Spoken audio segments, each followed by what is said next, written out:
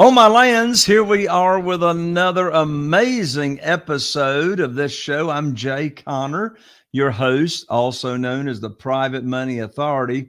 And here on this show is for not only real estate investors, but also for people who want to elevate their life personally, business, increase in personal development, and get better in that. And so I've got a dear friend that I met some months ago at a mastermind meeting, and I was just really, really impressed with his book that he's written and the difference that he's making in people's lives.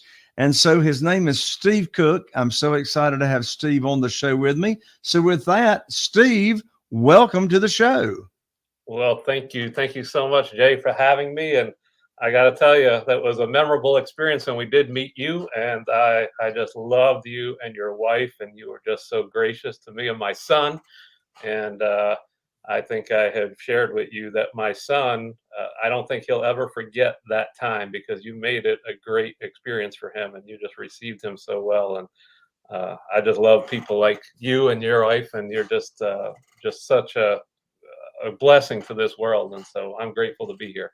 Well, I'm grateful to have you. And any more these days when you see, and it was obvious to me and Carol Joy, it was obvious that you and your son was, he was a teenager, right? Uh, He was 13 years old, getting ready to turn 14. yeah. And it was obvious that you and your son had a very, very special relationship, close. He was traveling around with you, sort of seeing, what you're doing out there on the road and, what kind of impact you're having on people's lives. And, these days, when I see a father son or a mother daughter or a family unit, having a real, true, genuine relationship, that's so out of the ordinary these days.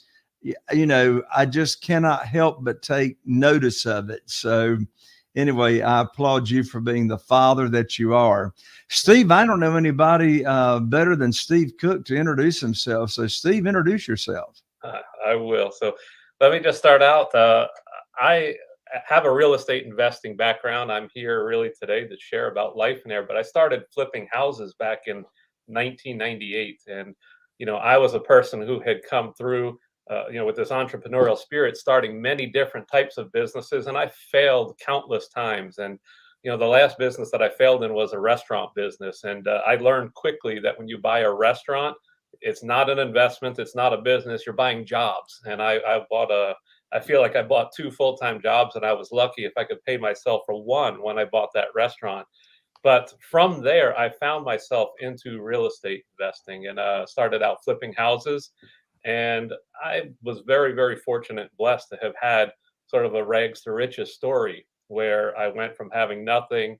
My first 2 years in the business, I had flipped 105 houses. And needless to say, that caught the attention of a lot of people all across the country. And people started emailing me, they started calling me, they started flying into Baltimore where I was investing to pick my brain and to try to learn what it was that I was doing.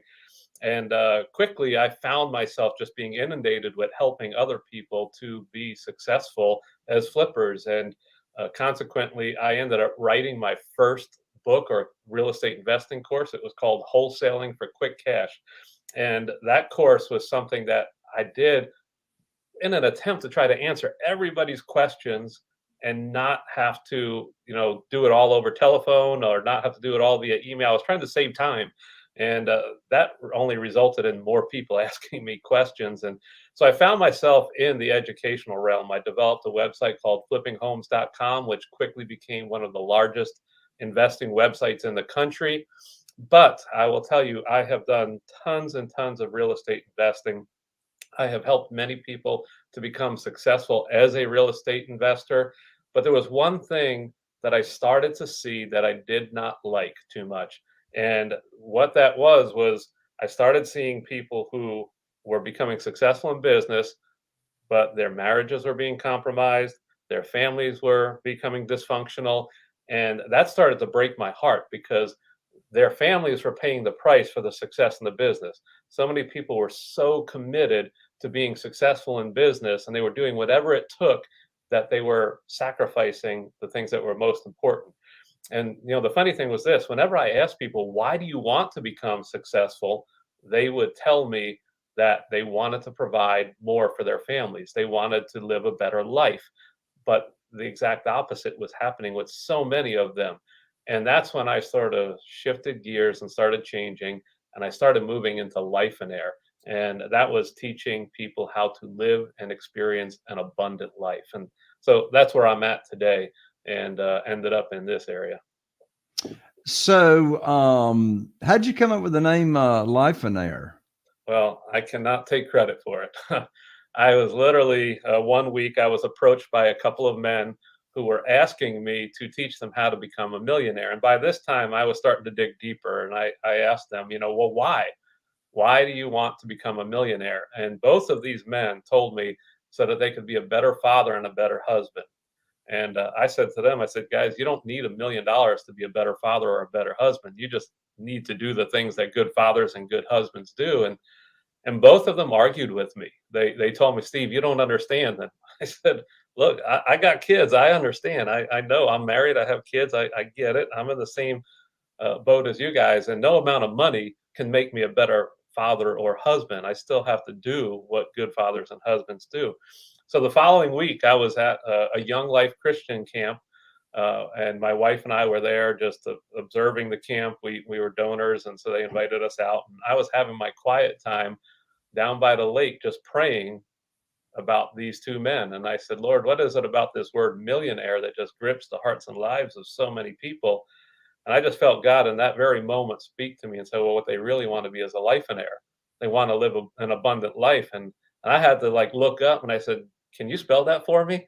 And just sat there and wrote that word Lifeonaire out. And I went and I bought the domain name the next week. That was August of 2003. And that word Lifeonaire has been a blessing and a burden to me every day ever since that time. That I just felt like this was something that God was asking me to bring to the world. So over these years, you have grown Lifeonaire to quite a large community of people, right? Yeah, we have been very, very blessed that we've been able to just touch countless amounts of people and just watch their lives changed as we help them to sort of build their business for life. Is one of the things that we say.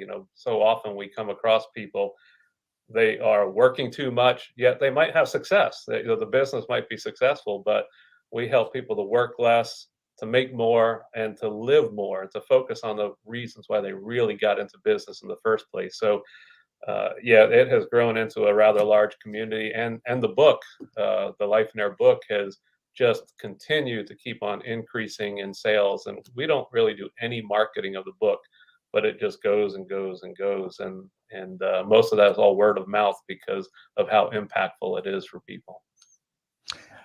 I know you have a mastermind group. I know you have Lifeonaire members. And of course, the book would break this down. But break it down for me, 30,000 foot view.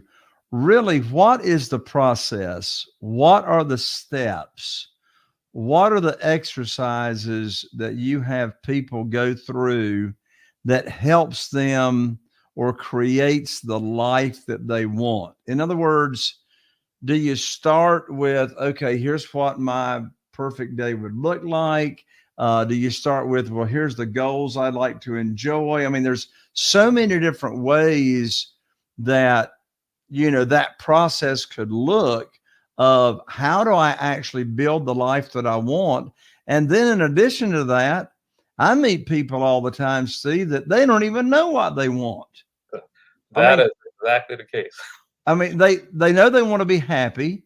They know they want to have joy. They know they want to have peace. They know they want to have contentment. But as far as how that fulfillment comes about, they have nowhere, they don't even know where to start. So what is the Lifeonaire? Let's say I'm a beginner. Let's say I'm a beginner Lifeonaire member.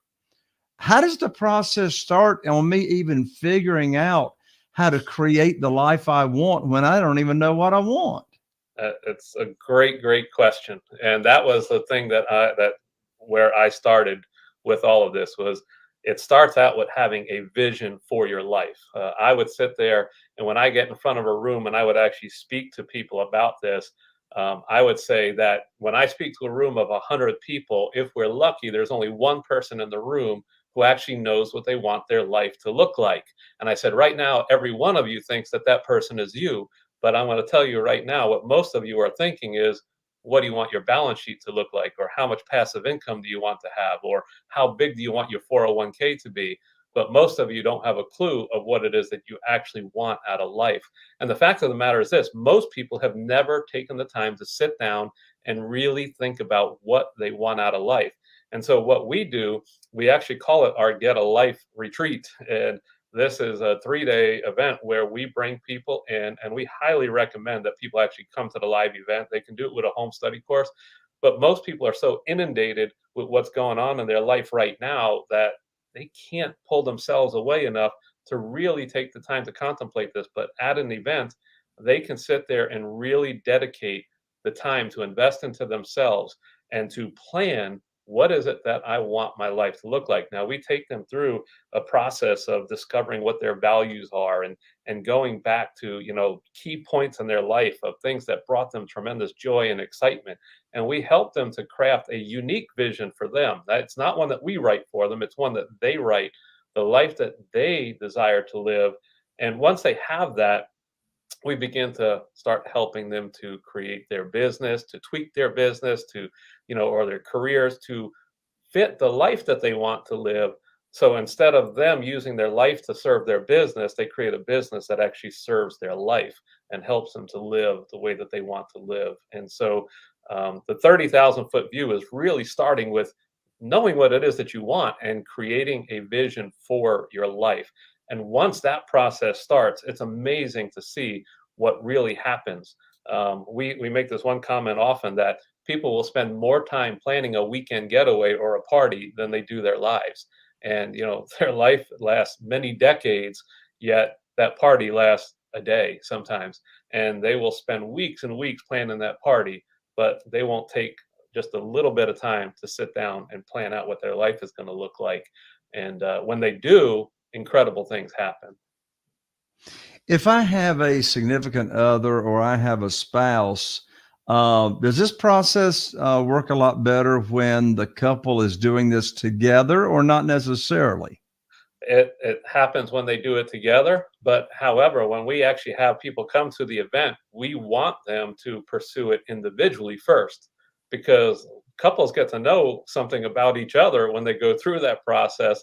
And as they start digging deep and learning themselves who they are and what it is that they really want and desire out of life, they're creating their own unique vision. And then together as a couple, that's when we have you come together to actually make your visions merge and meld together. And sometimes we have couples who come in and their initial response is, he wants to live a completely different life than me, and I want things different than him. Maybe we weren't supposed to be together in the first place. And I'm like, no, no, no, no, that's not the case at all. And let's talk about that. Let me show you how your visions actually come together. There's much more in common than what you think. And so one of the things that has really started to become popular within the Lifeonaire community is people started out with their individual visions, and now couples are starting to write visions together.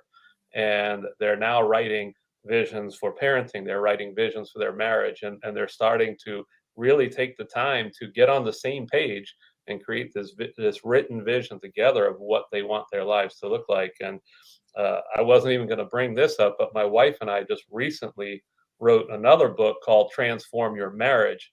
And it's intended to be a self-guided vision retreat for a couple where you could go away for the weekend. And as a couple, we walk you through the process of developing a vision together. And that's a relatively new product. It hasn't been out long at all, but it is something that has also been impacting couples in a very big way as they've been going through that process. What's the difference between a vision and a goal, or a vision and goals? And what does a vision look like? What's an example of a vision? So, The difference between a vision and a goal is a vision is the big picture of where are you going. A goal is just one step along the way. It's just something that you're trying to get to that will draw you closer to the vision that you have for your life. And so, one of the things that we do say about vision, and I want to be really careful about, is that we don't want to see the vision as a destination because it's just part of the journey. It is a place that you're going to, but as you move closer and closer to your vision, you're growing and so does your vision. So there's never a destination. You never arrive. You never fully achieve your vision. But you might have this big vision that you think, oh, this is going to take me 10 years to accomplish.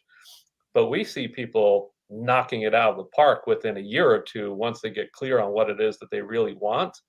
And then they're now getting more in touch with who they are as they start to check some things off of their list as far as their vision is concerned. We see them typically go through this process. The first vision that many people write is about what do they want. And then the next thing, as they start to grow, it becomes what would they like to experience. And then we see them eventually start to write their visions about who do they want to become. And it starts becoming much more focused on then maybe going one more step further. How do I want to give back? And so as people progress through this process, they start to grow as an individual and they start have these feelings of, I want to give back. I want to start changing other people's lives. And so the vision is sort of a guide. We call it it's sort of a roadmap of how do I get from where I am today to where I want to eventually be. And there's goals along the way. But that destination of where they're going, as they get closer to it and they get more clarity, the vision starts to expand.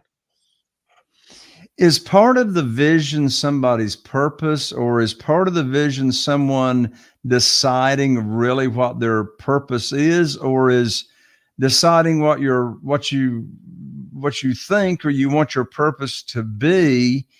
Is that really something different than the vision? Sometimes it can vary. Ultimately, our hope and our goal, again, we don't write anyone's vision for them. We do not want to be the ones to do that. The way that we share it is some other or the world around you, sometimes your parents or your peers are the ones who have been writing your vision. You've been living the life that they want you to live. Now it's time for you to live the life that you're supposed to live. My hope as we take people through the process is that they discover what God wants for them to have. And so I'll just come right out and I'll say it. There are some people who come and that very first version of their vision is very shallow. It's all about themselves. It's all about the things that they want to accumulate. And what we do is we meet them right where they're at. We help them and we help them to develop the plan to accomplish all of that, because sometimes that's where we have to take them before they start to realize there's something more, there's something greater that they want. And through that process, it's our hope that as people go through this, that they start inquiring of God and asking him, what is it that you want from my life?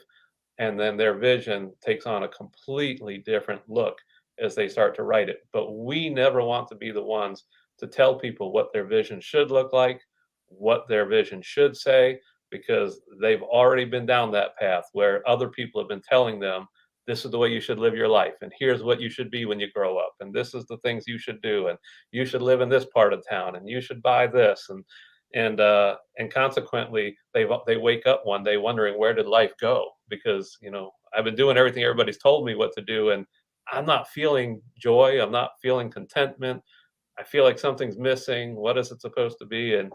And we do everything we can to help them discover that and then create and design everything within their life to make that happen.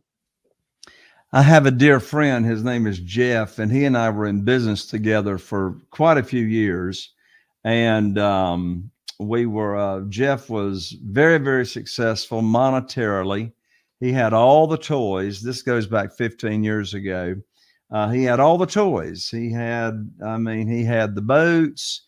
He had the airplane. He had the vacation home. All that kind of stuff that a lot of people use as benchmarks to define success materially. And he and I were on our way to lunch one day, and And he reiterated that to me. He says, Jay, he says, I've got this, I've got that. Um, he had a decent relationship with his wife, great relationship with his daughter, and he says, but what else is there? He says, I feel like something's missing. He says, I feel like there's a hole. It feels like there's what's next. He said, I work and I work and I work and I strive and I strive and I strive, and I still don't have the feeling of fulfillment. What would your answer be to someone that said something like that to you? Well, again, I would not want to write their vision for them. So what I would do is I would share my own personal story with them. And the reality of the situation is I can 100% relate to where he's coming from. And I would tell him, hey, I did all of those things too. I pursued all the things that the world told me was the right thing to do. I worked hard. I accumulated. I had the nice house. I had the vacation properties. I had the toys. I built up my rental portfolio. I played by all of the rules, but something was missing. And the reality of the situation was the world was telling me what success was, but deep down inside, what I wanted, and the reason why I was doing it in the first place, was that I wanted love, joy, peace. I wanted to have relationships. And instead of pursuing relationships, I was pursuing money and things in hopes that one day I would be able to experience those relationships. But the fact of the matter was, I was working so hard, I didn't have the time to invest into relationships. And so I came to realize that all of those things were just actually getting in the way. And once I decided to start designing my business and designing the way that I was making money in such a way that it gave me the margin and the time that I needed to live and experience the life that I wanted to, I came to realize that real wealth was having the time to experience the things that were important to me, not working so much to have more money in hopes that someday I'd be able to experience those things. I wanted those things today, not some point in the future. And I think that so much of what we do in this country, it's about working and working and working for decades in hopes that one day I can be free, when the reality is we can experience that freedom today, but it's a choice that we have to make. And we can experience that love, joy, peace. We can experience relationships right now. We don't have to wait until someday when it might be too late. So I would let them know that, I would also quantify or qualify it this way, because many people misinterpret some of the things that I say. I say there is absolutely nothing wrong with owning nice things, but there is something wrong when those nice things own you. And that's where I found myself. I found myself having the world. I had money. I had the nice houses. I had all the toys. But those toys and that lifestyle owned me and controlled me. And I had to give my life to it. And consequently, I was taking it away from the things that were most important to me. And so I would communicate it that way and then ask him, well, what is it that you're really looking for? What is it that you really want? If you are listening to this interview and it's resonating with you, and you can think of someone in addition to yourself that could really benefit from this conversation, be sure and share this episode with a family, a friend, someone that that sort of is on the rat race, going around in circles and really not getting the contentment and the joy and the peace in their life. Be sure and share this episode right now while we're doing this interview. Um, Steve, what would you say are some of the adjectives, or what's some of the feedback that you've heard from attendees at your Lifeonaire event as to how people feel differently by the time they get to the end of the event? Uh, Honestly, most people can't put it into words, and that's one of the things that they say. They want to say that it's life changing, but that sounds so cliche, that it's life changing, because everybody says that what they do is a life changing experience. But the reality of the situation is people walk out of our meetings with hope. They walk out of there with a clarity that they have never really experienced before. When when people take that next step and they actually start participating in the mastermind, which you had brought up earlier, it has been described in many different ways that, it's the family reunion that you want to go to. It is the people who you want to surround yourself with, because even though they might know the worst of you, they love you where you're at. And they, instead of putting you down, they come alongside of you to help you become the person who you are intended to be. We have a very, very good culture within that. So when you actually show up at one of the events, there's no one there passing judgment. Most of the people who are there helping our new attendees and walking them through the event were once sitting in the exact same shoes that the attendees are sitting in, and they actually come alongside of you and help you walk through this process, which can be a very emotional process when you look back and you realize, I have been, making my family pay the price while I've been pursuing this success. I know I've been saying I've been doing it for them, but what they really want is me. What they really want is more of me. And and so our 100% goal is help people get that clarity, and they walk away with that clarity, and there's hope within that clarity. And they know that once they finally recognize what it is that they really want, they can start to take the steps to get there. Since you created Life on Air, I would anticipate you've had hundreds, if not thousands, of people that have been impacted by this. I mean, not even including, the number of Life on Air books that have been sold. But with that, my guess is you have noticed a trend. You've noticed some commonalities as to how people have transformed or changed from the time they first came to your event until they, figured out what it is that they wanted their journey to look like. What are some of the commonalities that you have noticed, or trends that you've noticed, among men, among women, that really, what trend have you noticed that makes their life really look different? Oh, I'll share just a couple of things. There's a lot of different things, but one of the things that we see is that couples start to look like they're dating again. They start to look like they're in high school again. And prior to, there was distance, there was a wall being built between them. She's bitter, he's working all the time. He's wondering, I'm working so hard for you, and I'm doing this all for you, and I'm providing us with a good life. And she's deep down inside thinking, well, what I really want is you. And then we draw them together. We're bringing them together as a team, and we help them to start figuring out, well, what is the right way to build a business? That we didn't build a business to make money. We built a business to live a better life. And so if that's the goal, what does a better life really mean? And let's design the business to give us that. Um, in addition to that, when people start getting further down the journey, and you might find this to be a little bit funny, but there's this term within our community that people refer to themselves as lazy lifeonaires. And they have gotten to the point where they work very little, they make more than they've ever made, and they have all the time in the world to experience life on their terms. And they sometimes wonder, should I be doing more? Do I need to do more? And one of the first things that I always have to tell people is, don't do anything yet. Give it 90 days, rest on it, let this sit for a while before you jump in and start a new business, because that's the thing that most people want to do when they find themselves having a little bit of time. And I have to tell them, just take the break.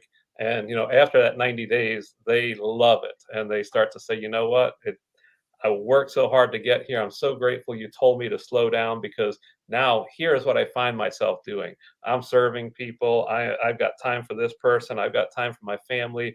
I decided to take up coaching my kids. And you know what? My business is doing better than ever, and I'm making more than I've ever made. And so we see this happening repeatedly over and over and over again. And it's just because they're very clear on what they want. They're not willing to compromise their life when they make business decisions. They make business decisions that are going to be good for the business, but more importantly, it's a business that serves the life that they want to live, and it doesn't take away from their lifestyle. So it sounds like when people attend your event, you sort of start with the end in mind, helping them determine, what do I really want my life to look like? Mhm. What is it that's really going to give me the fulfillment? What's going to fulfill my purpose? And then, is it true you then sort of back into it? Well, this is my vision. This is what I want. Now, do you take them back to their business and say, well, how can I restructure, or how can you restructure your business that would support that vision that's been created? Is that the way the process works? That is exactly the way it works. And so, the reality of the situation is every single person who decided to take the risk to go into business did so in hopes of having more freedom and living a better life. And what happens is most people, in order to be successful, give their life to their business. They sacrifice everything. And we live in a world that would sit there and pat somebody on the back and say, you made tremendous sacrifices. And, as a result, you're successful today. But the reason they got into business in the first place was they wanted freedom and to live a better life. And my feelings are, if that is the goal, and that's the reason why you went into business, that should be the goal of the business instead of just making a bunch of money and hoping one day the business will give your life back to you. It won't unless you're intentional about it. And so when you know exactly what it is your business is supposed to do, you can design it to give you the life that you want to live. How does someone learn about, of course, I know they can get your book, Lifeonaire, on Amazon or whatever, but they can also get a downloadable preview ebook at your website, right? Yes. So we want to get the book into people's hands. We're giving away free copies of the book. If you want a digital copy of it, you can just go to lifeonaire.com and download a copy of the book for free. If you prefer to hold it in your hand, you can go to Amazon and purchase one of the copies. You can also listen to it on Audible. And so those are three ways that you can get your hands on the book. We always recommend to everybody, look, don't spend money to come to a Lifeonaire event or to join coaching until you have first tested us out. In fact, we tell people, don't even think about joining our coaching program until you've been to the event and it's a good fit for you. Come to the event or read the book before you even go to the event. But we want to just take people through this process. If we're not a good fit, don't even bother coming to one of our events, but read the book first. And if it looks like it's something that resonates with you, take the next step at that point. And I guess if they download the ebook or they buy the book from Amazon, there'll be instructions in the book as to how they could register and actually participate in one of your events, right? Yes, they can. And in addition to that, they can join our free community on Facebook. And through that, we communicate with everyone. And I'm in there posting every day. I'm in there answering questions and challenging people to live and experience the life that they were called to live. That's awesome. How do they find, or what do they search for on Facebook to find your public Facebook group?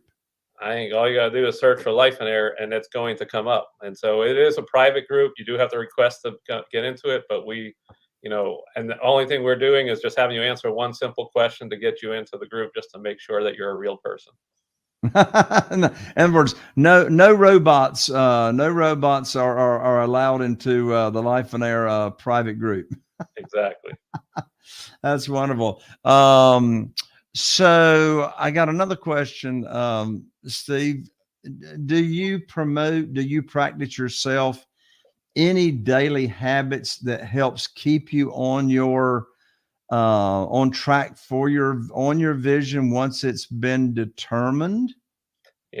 Right now, today, I was sitting here just reworking my vision. What I do is I carry around a copy of my vision in my pocket. I stick one in my journal, I stick one in my Bible, I keep one in my pocket, and I use it as a bookmark for whatever book I'm reading at the time so that I always have my vision in front of me. And whenever I have any free time, I'll sit down and I will read my vision because it's one thing to write it down, but it's another thing to keep ingraining it and to keep putting it in. And so our recommendation, I recommend, and as part we teach this as in the Get a Life event, to carry around a pocket vision that you can read at any time. That's awesome. Steve, parting comments before we call it a wrap. Well, I would just want to sit here and let everyone know that most every single person who is listening to this is a very smart and intelligent person. You're doing everything that you have been taught to live and experience the best life that you can. You're listening to this because you want to live and experience a better life. But the reason why many people find themselves not getting there is because the world has said that success is found in making more money. I don't deny that, but the real goal that you should be pursuing is life. Money is just a tool to help you live and experience that life, and you need to put life first. And I want to just encourage all of you, stop living the life that everybody else is telling you to live. Get control of that for yourself, make it happen, and live and experience an abundant life. So if this podcast and show has resonated with you, then be sure to get right on over to www.life, L-I-F-E, onaire.com. It rhymes with millionaire, but pronounced Lifeonaire. Again, that's www.lifeonaire.com. Steve, thank you so much for joining me. Thank you, Jay, for having me. Appreciate you. Absolutely. Well, there you have it. Another episode. My name is Jay Conner of the Private Money Authority. We really appreciate the likes, the shares, the reviews. If you're watching on YouTube, be sure and click that bell so you don't miss out on any of the other future amazing shows and amazing guests that we have right here. Again, as I said before, if this show has resonated with you, you would like a better life yourself, you know, a friend, a family member, a business colleague, an entrepreneur that is on the rat race, that is on the hamster, churning and is going around in circles, be sure and share this episode so it can possibly make a difference in their life. This is to taking your business and your personal life to the next level, and we'll see you right here on the next show.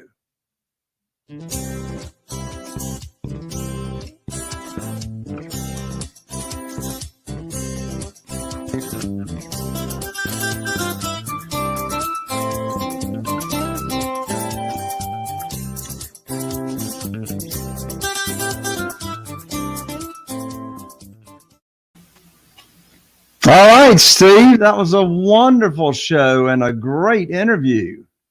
Well, thank you so much. I had a lot of fun doing it. I love sharing the message, and I could share so much more. If you ever wanted me back again, I'd love to do it if it helps you out. Well, I would love to have you back. I'd love to have you back. So we're actually still live. We're still broadcasting on YouTube and live stream. So Facebook. So everybody gets to see behind the scenes the actual introduction that is put on iTunes. Chad Watson just typed in the chat. Steve, do you still teach real estate at the events? I do not teach real estate any longer. There are many, many, many great real estate investing educators out there. I am still an active real estate investor, but admittedly, I focus on what works for me, and I'm not up to date on all the new things that everybody is doing. But I can look on my board right now, and I am in the midst of at least a dozen real estate deals at the moment. But I focus mostly on new construction. We do not do the teaching ourselves. We leave that to other people, and we help people to design a better business through Lifeonaire, regardless of what type of investing they do. Excellent. All right. So Sharub, I'm going to do the